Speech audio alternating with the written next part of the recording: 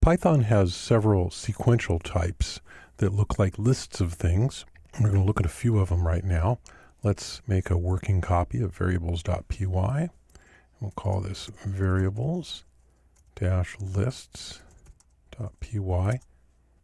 And we'll open that working copy. So let's create a variable, and we'll just call it x, and we'll assign it a list of values in parentheses, 1, 2, 3. And we'll go ahead and we'll print x. What print will do with this is it will try to print it in a way that Python could actually create one if it needed to. And so it has it in the parentheses just like that. So let's print the type of it also. Save that and run it. So the class is tuple. So this is a tuple, and a tuple is created with parentheses, and a tuple is an immutable object. So I can't insert things, I can't append things, I can't delete things. Once I've created it, and I can't change it. So this is useful for a lot of stuff. Perhaps you just want to operate on a fixed list of things. In fact, most of the time when you need a list of something, you're probably not going to need a mutable list. And to use a tuple is going to be faster than to use a mutable list. On the other hand, if we create this with the square brackets, then we get the list type. I'll save this and run it. And the list type is mutable. I can, in fact, add something to the end of it. I can say x.append and call it the number 5 and save that and run it. And now we have the number 5 at the end. Or I can say x.insert and insert it at the beginning, which I use the index 0 for the beginning, and put a 7 there and save that and run it. And now I have a 7 at the beginning.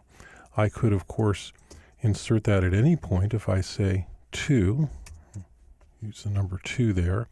So this is item 0, and this is item 1, and then this would be item 2, and we can expect the 7 to show up in there.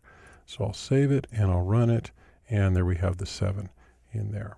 So you can actually modify the list that is mutable, but if I were to change this back to the tuple type, which is immutable, and save it and run it, then I get an error. The tuple object has no attribute append, and in fact it has no attribute insert either, because it's immutable and it cannot be changed. So we'll go ahead and we'll take these out, and I'm going to show you one other sequence type that you've seen before, but you might not have thought it in this way, and that is the string. I save this and run it, and we'll see that we have a string.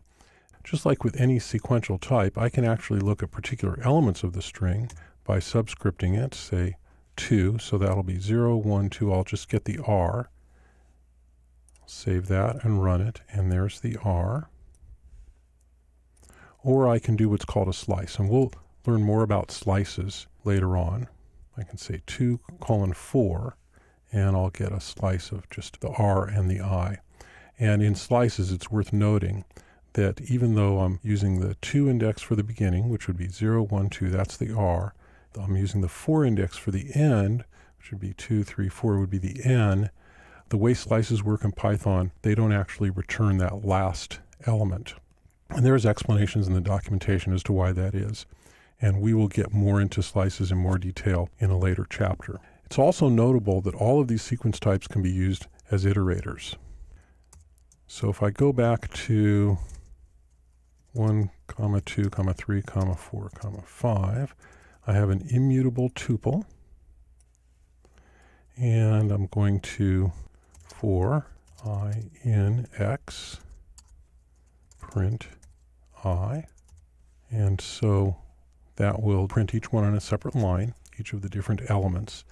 And in fact, the string also works like that. If I put a string in here and save and run, I get each of those individual letters from the string. So this is how you use sequences in Python. There are a number of them. These are the most common. The tuple is immutable.